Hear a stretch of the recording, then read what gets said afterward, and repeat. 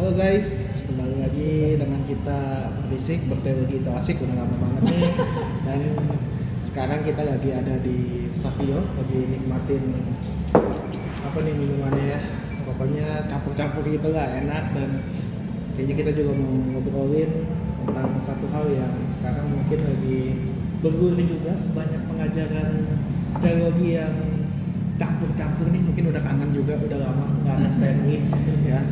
Oke, kita obrolin dulu nih. Oke, guys nih, beberapa minggu yang lalu gue dapat dengar satu video, ada seorang hamba Tuhan terkenal, dia ngomong gitu, ada banyak sekarang orang yang meninggalkan gereja karena mempertahankan iman mereka. Coba nih Stan, dari lu nih, ini by the way ini racikan minuman Stan.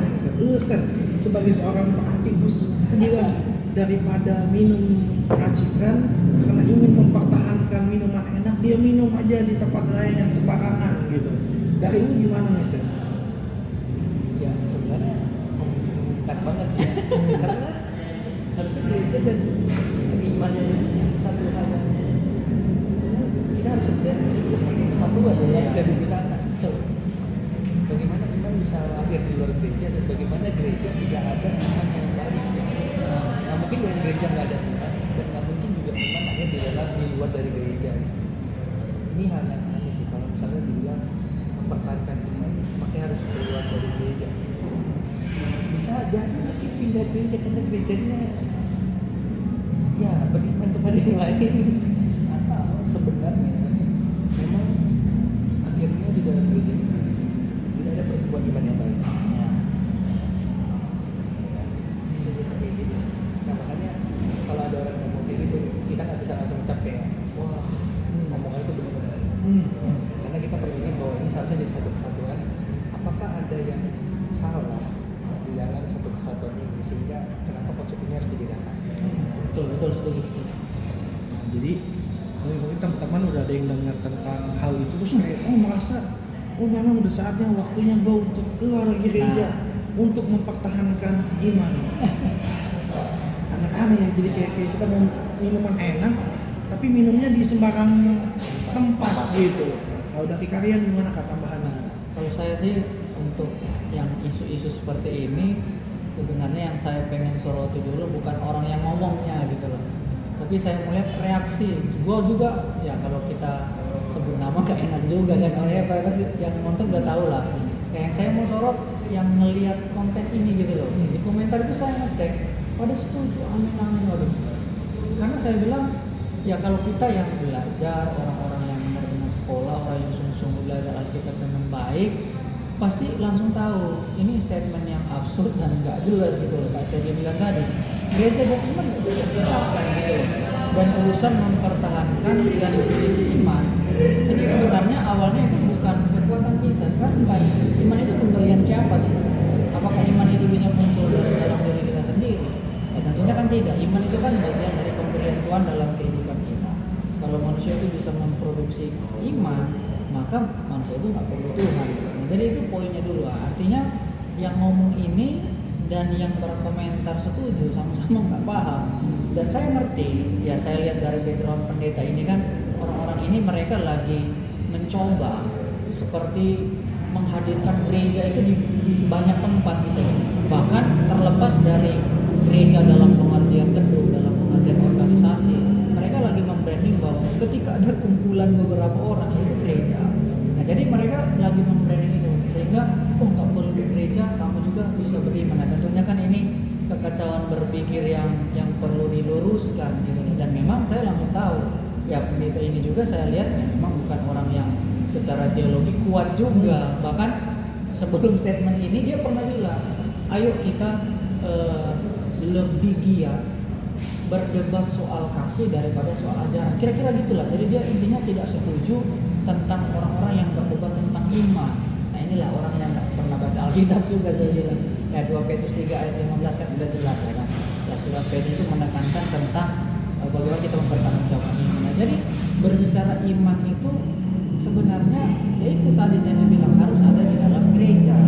Kalau kita ada di dalam gereja maka iman itu bertumbuh. Nah kemudian kalau gerejanya ini kan sasarannya gerejanya nggak sehat,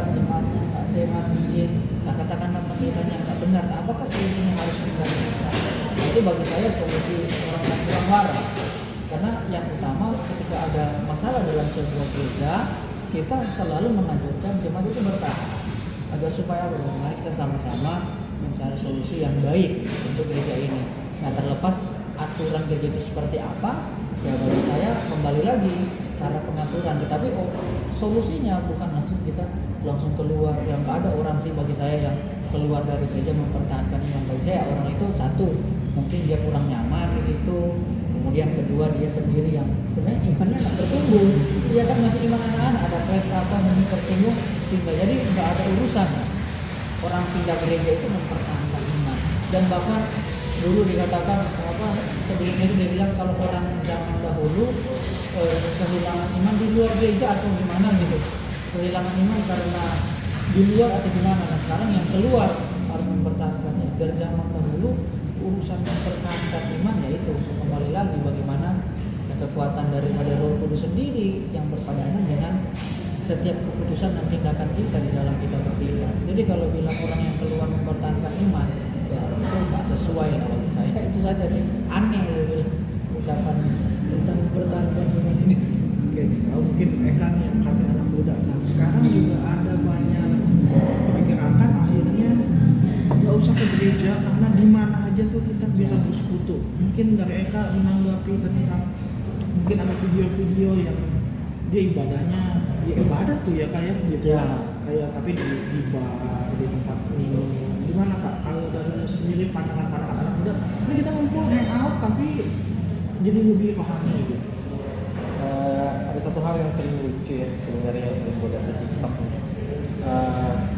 Kenapa ya gue lebih baik nggak sering ke gereja, terus kita slip itu ada salah satu orang dari negara mana bahwa lebih baik nggak usah gereja, bahasanya seperti itu ya. Pertanyaannya sih simpel kalau menurut gue ya seperti Karya Nelson ini bilang, pertumbuhan imanmu mau gimana di Jakarta atau gimana. Terus itu yang lagi rame TikTok tuh, pembelaan mereka.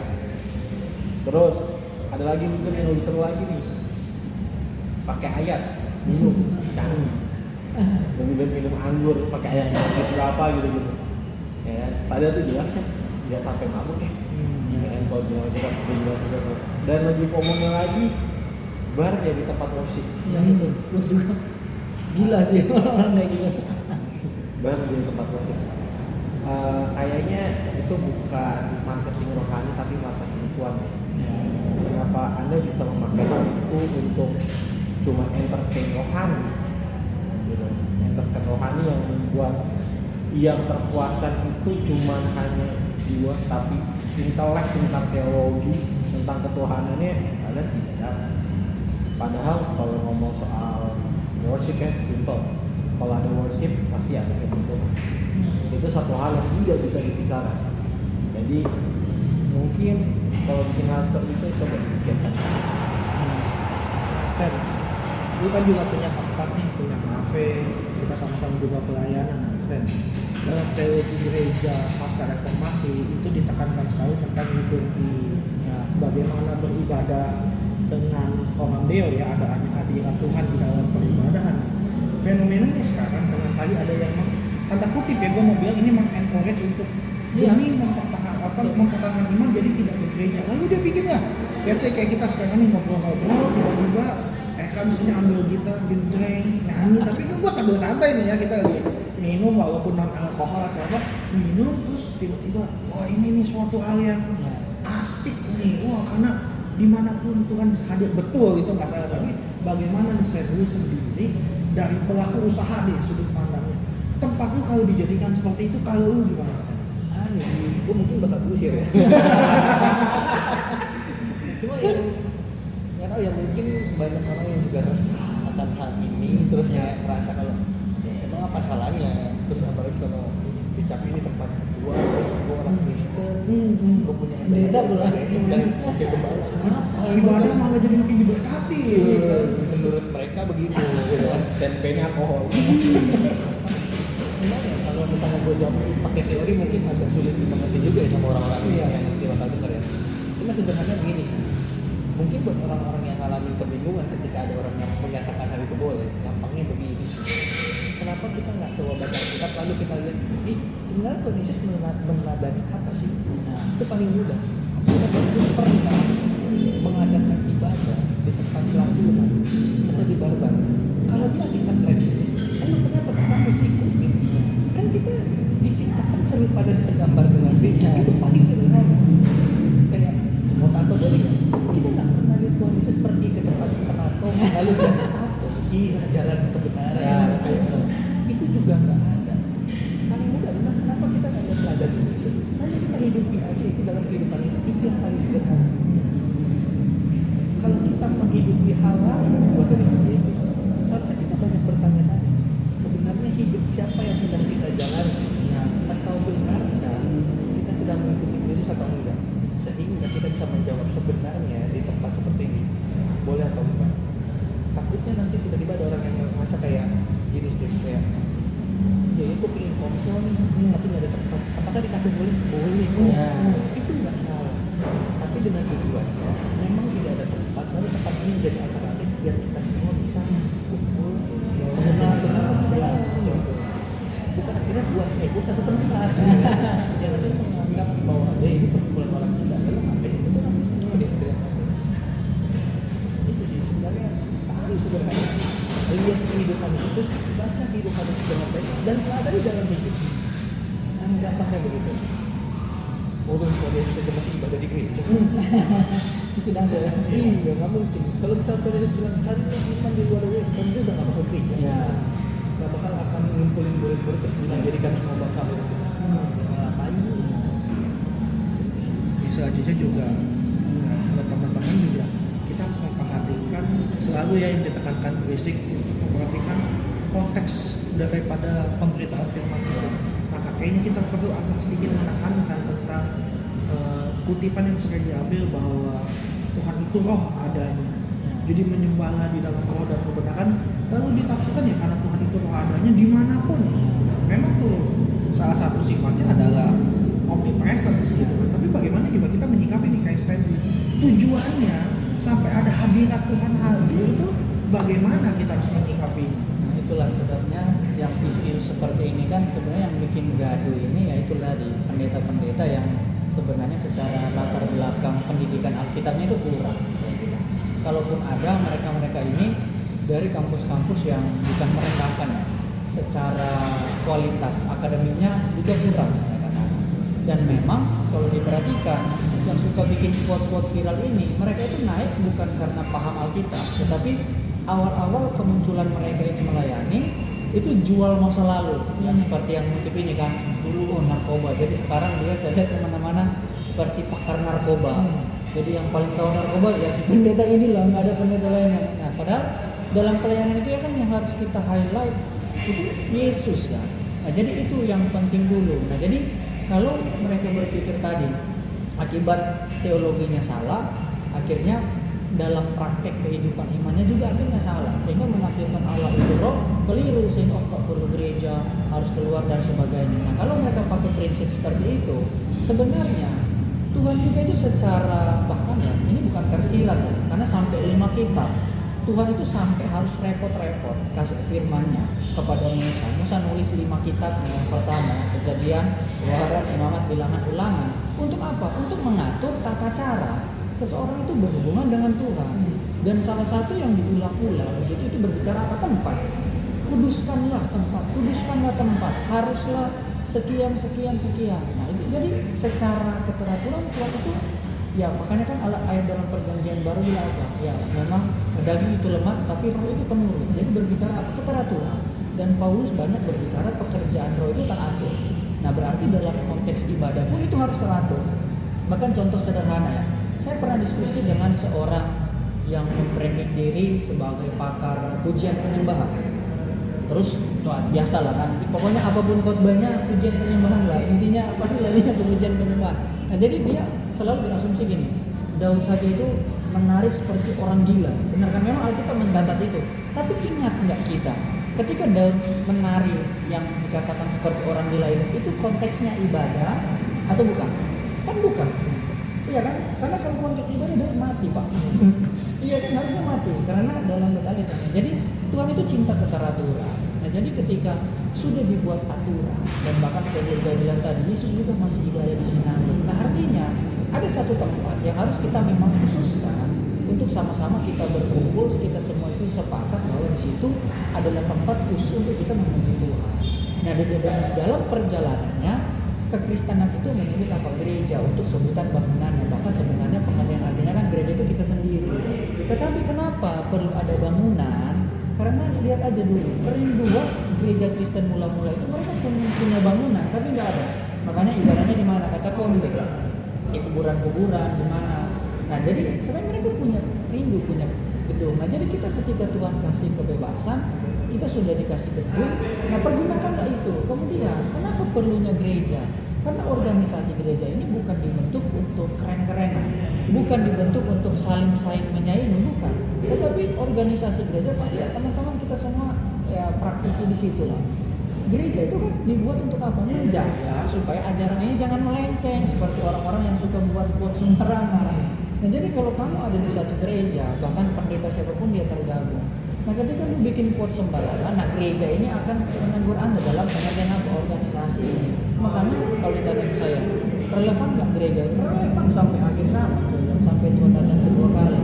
Karena gereja inilah yang menjaga umat supaya tidak melenceng, tidak seenaknya dia mau ngajar, seenaknya bikin quote, seenaknya bikin satu dasar pemikiran yang padahal juga keliru. Dan memang ini salah satu dari sekian banyak. Makanya saya pun hari-hari ini di sosmed saya bilang stop amin latah gitu loh. Jadi dengan wah ini benar, dan bahkan ya ada salah satu hamba Tuhan yang dulu kita juga bisa bahas kemarin itu dia membenarkan perceraiannya walaupun tidak secara eksplisit, tapi dia bilang begini, Tuhan itu cinta orang yang bercerai. Lalu betul, tapi perceraiannya kan jangan kita bercerai, ini bercerai saja tidak salah gitu loh. Nah jadi Tuhan cinta orang yang bercerai, karena perceraian itu dua hal yang perlu kita lakukan. Sama dengan keluar gereja mempertahankan iman. Nah sekarang jadi pertanyaan, saya tanya lagi pendeta Yuda, kita kasih pertanyaan ke dia. Nah sekarang nih ada jemaat nih, jemaat kita lah katakanlah ada 20 kakak nih mau keluar Pak mempertahankan iman, harus ke gereja mana Pak? Ke gereja Bapak. Nah itu kan jadi pertanyaannya lagi. Akhirnya kita jadi orang yang mancing di kolam orang lain gitu loh. Nah jadi janganlah kasih keluar statement yang absurd, yang tidak jelas seperti itu. Sebagai obrolan terakhir nih, tadi Eka bilang itu tentang masalah kontekstualisasi nih, kita yang berkembang zaman gitu kan. Nah, tadi tuh masalah minum seolah-olah tuh sekarang kita apa-apa dalil Alkitabnya mana? Ayat dia. Nah, jadi ya bahasanya karya anak ayat dia kayak tadi, minum alkohol lebih baik minum anggur, padahal kan konteksnya salah. Nah Mister, itu sendiri bagaimana melihat kontekstualisasi kita khususnya dalam menjawab tantangan zaman ini, seperti apa harusnya menyikapinya dengan lebih bijak lagi? Apakah semuanya harus ayat dia kalimat full? Gimana Mister? Kalau dari gue ya sebenarnya mau pakai ayat yang kayak tadi sih nggak masalah, tapi baca ayat sebelumnya dan ayat setelahnya juga. Jangan kayak malas ya udah merasa itu bener kayak apa sih yang Yeremia itu suka banget ya rancangan yang terbaik. Tapi ayat sebelumnya tuh itu harus dibuang dulu gitu kan, buang tak asing dulu ya. Setelah dibuang, setelah diucapkan baru dia bakal mengadukan dan melihat rancangan Tuhan. Anehnya tuh ayat sering dipakai buat pernikahan. Ya. Jadi kalau pernikahan Anda seperti pembuangan, ya Salahkan ayat pendetanya. itu. Makanya untuk Alkitab itu tidak salah. Salahnya adalah kita nggak mau baca ayat setelahnya ataupun sebelumnya yang membuat kita jadi tersisa. Jadi enak ya apa yang nggak pernah dilakukan, yang apa timbul dalam hati. Jadi semua terus di hadapan Tuhan. Intinya menyesali gitu. Tinggal tutup mata, tutup telinga, semua kan nggak begitu. Tapi setelah kita baca ayat atau sebelumnya kita mengerti kalau ternyata yang dimaksud bukan soal harga, tapi soal bagaimana akhirnya kita mengerti bahkan mengenal Tuhan jauh lebih dalam. Karena itu sulit banget. Sulit banget. Itu yang akhirnya nggak salah Alkitabnya atau ayatnya nggak salah, tapi belajar belajar juga untuk baca ayat sebelumnya atau setelahnya aja sih. Gitu. Nah, Kalau gue mau dikit kok, sebenarnya gini, anak muda sekarang ini karena keadaan tertekan Anda atau keadaan apa dapat quote sendiri itu jangan jadi pembelaan untuk diri Anda sendiri. Iya, makan dulu dapat quotes kata-kata bagus lah ya. Jadi merenung. Stop. Dengar dari tuh. Jangan sekolah dulu. Ini suara tuh. Waduh kacau. Ini terkadang quotes-quotes yang ini yang membuat satu kericuan yang mana terus kalau suka baca komen ini posisi gua banget nih, Kena banget nih. kenal banget nih. Sebenarnya coba deh kurangin, dimaknai dengan baik, kalimat-kalimat itu dipelajarkan dengan baik. Jadi nggak ada satu hal yang buat lu sebenarnya tuh itu bukan buat lu, bukan buat lu. Itu isi hati orang yang dibagi ke lu. Ya, betul setuju saya. Dan teman-teman, faktanya terakhir itu kemarin HIMSI itu ada bikin satu penelitian, dan HIMSI itu himpunan psikologi di Indonesia. Terus ternyata hasilnya kalau kita mendiagnosis diri kita sendiri, 60% itu kemungkinan meleset.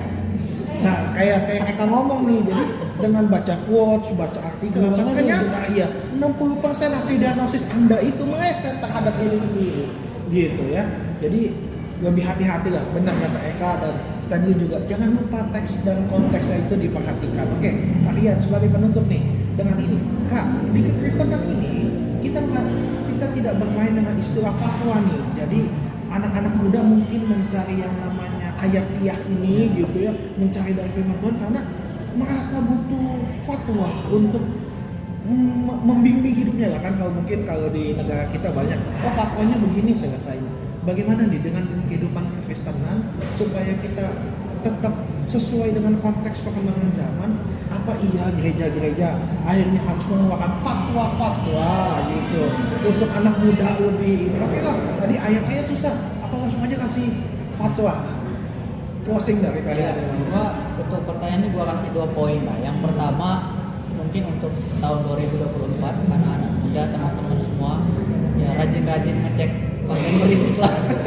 Pasti kita akan bahas fatwa-fatwa ini. Nah, tapi kemudian yang kedua, khususnya untuk teman-teman anak muda Kristen khususnya, ya saya akan katakan gini, kamu kan nggak mungkin ketika lu Kristen, engkau lahir di keluarga yang di luar dari sebuah gereja gitu loh. Nah, jadi ketika engkau ada di salah satu gereja, jadikan panutan teladan dalam hidupmu itu yang utama ya. Kalau Yesus lah udah pasti kan, nggak mungkin yang lain. Tapi jadikan panutan teladan rohanimu di situ siapa? Pemimpin gerejamu, bapak pendetamu, gembalamu, di mana gereja tempat engkau berjemaat. Nah, dari situlah engkau apa? Paksa dirimu, dorong dirimu untuk apa? Rindu belajar sungguh-sungguh lagi tentang firman Tuhan. Sehingga seperti Eka bilang tadi, boleh nggak minum dari sini tadi, boleh nggak tato, boleh nggak pekelap, boleh nggak worship. Nah, selama engkau dibimbing secara benar oleh kebenaran firman Tuhan, oleh pemimpin rohanimu ya, jangan engkau lebih terpesona, lebih tunduk, lebih suka ke pendeta di luar gerejamu. Dia tuh nggak pernah doain lu pak. Ya gue kasih tahu itu aja. Mungkin pendetamu lu bilang kurang gaul, kurang keren, kurang pintar, atau kurang apa lah, banyak kurang lah katakannya. Tetapi pendetamu selalu mendoakan keluarga dan dirimu sendiri, itu pasti setiap hari. Nah, jadi engkau belajarlah dengan baik di gerejamu. Kalaupun nanti ada hal-hal yang kurang berkaitan dengan tadi, soal pengen tahu ini dan itu berkaitan tadi apa, saya bisa nggak gini, saya bisa nggak gitu. Nah, itu pasti engkau akan menemukan satu komunitas atau referensi yang lain yang akan membimbing kita. Ya, kita kan namanya, apalagi kita yang masih mengedepankan pekerjaan kudus. Nah, intinya bertumbuhlah dulu di gereja masing-masing. Kalau kita sudah bertumbuh di gereja lokal masing-masing, maka saya yakin perkembangan zaman kayak apa, ya semenyeramkan apa dunia ini ke depannya, itu tidak akan membuat kita goyah dan bingung karena kita sudah tertanam. Jangan cuma gereja seminggu sekali, ada PA nggak mau datang, pendeta khotbah di gereja kita nggak mau dengerin dengan sungguh-sungguh. Nah, jadi itu sebenarnya sih persoalannya, karena dia sebenarnya malas di gereja, pengen shortcut, pengen dapat pengetahuan cepat, pengen membenarkan apa yang dia pahami itu benar. Carilah apa? Tadi tunggu stop, lihat quote-quote, lihat potongan-potongan. Wah, ini terkenal, yang terkenal belum tentu benar. Kalau kita mau koreksi benar-benar ya, dan bahkan sebenarnya banyak sekali di sosmed itu yang benar, tapi yang nontonnya sedikit gitu loh. ya kan nggak disukai. Kenapa? Karena yang benar itu ngajak kita mikir, yang nggak benar nggak ngajak kita mikir. Jadi itu sih bagi saya anak-anak muda, bertumbuhlah dulu engkau di gerejamu masing-masing. Kalaupun gerejamu bukan gereja yang mengedepankan tentang pendalaman Alkitab, dari dirimu sendiri. Minimal apa? Bangun pagi, baca Alkitab, berdoa. Itu aja dulu yang kamu harus lakukan. Sehingga ketika seperti Steve bilang tadi, ada ayat nih salah, engkau tahu enggak ayat atasnya ngomong gini. Seperti kadang ya, kan WL, ya orang WL kebanyakan. Di mana 2-3 orang berkumpul dalam namaku, di situ aku ada. Padahal ayatnya berbicara tentang saksi untuk menyelesaikan masalah, bukan ibadah. Nah, jadi itulah ya bagi saya, bertumbuh di gereja masing-masing, rajin baca Alkitab, bangun hubungan pribadi dengan Tuhan, bukan bangun pribadi dengan pendeta-pendeta pun yang ada di sosial media. Oke guys, segitu aja dulu dari kita. Happy New Year, God bless. Tetap bersama dengan berisik, karena berisik berteologi itu asik. God bless.